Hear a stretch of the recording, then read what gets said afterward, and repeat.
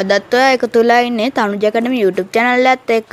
අද කතා කරන්න යන්නේ WhatsApp දෙකක් පාවිච්චි කරන එක ගැන. ඔයා ඉස්සෙල්ලාම Samsung phone එක ගැන setting වලට යන්න.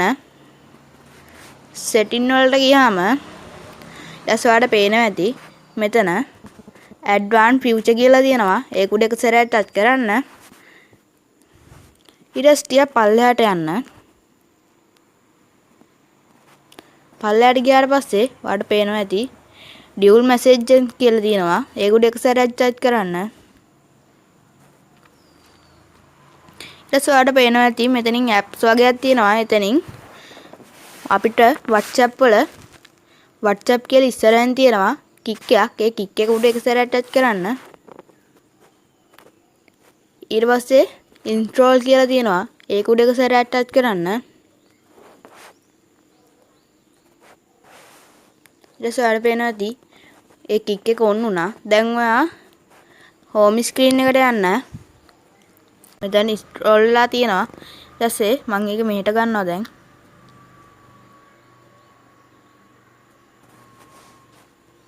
ඊට පස්සේ ඔයාලට පේනවා ඇති දැන් WhatsApp දෙකක් තියෙනවා. දැන් මම අර අලුතෙන් දාගත්ත එක මම බලනවා.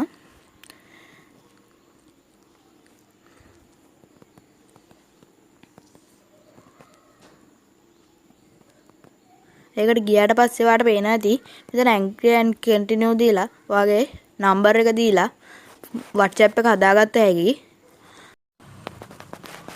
හරි, ඕක ගැන තමයි අද කතා කරන්න ආවේ. මොකක් හරි ප්‍රශ්නයක් තියෙනවා නම් කමෙන්ට් කරන්න. මතක ඇතුව ලයික් කරන්න. අපි තාම subscribe කරලා නැත්නම් දැන් මම පහළ තියෙන රතු පාට subscribe button එකත් ඔබලා තියාගන්න. ඊට ඉස්සරහින් තියෙන bell එකත් all කරොත් අපි දාන videos notification හරහා ඔයා ළඟටම ගෙන්න ගන්න පුළුවන්. යාළුවන්ටත් බලන්න share කරන්න. එහෙනම් අදට ගිහින් එන්න. සුබ දවසක්.